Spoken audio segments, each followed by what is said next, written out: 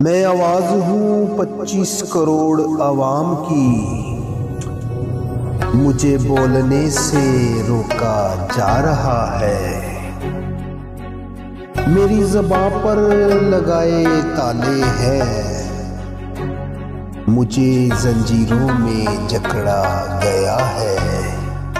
ये क्या है पीका पीका एक्ट जो मुझ पे लगाया जा रहा है।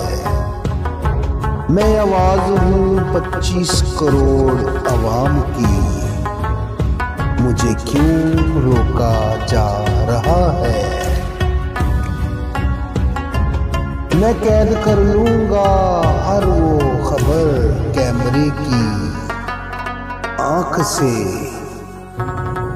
जो मुझको दिखाने से रोका जा रहा है। मैं आवाज हूँ 25 करोड़ आवाम की, मुझको क्यों रोका जा रहा है। मेरे साथ एक काफिला है, मेरे साथ सहाफत की एक दीवार है। मैं तोड़ दूंगा खौफ के बुत भी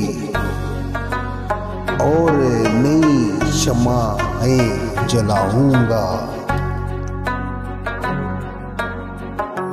मैं आवाज हूँ 25 करोड़ आवाम की, मुझे क्यों रोका जा रहा है।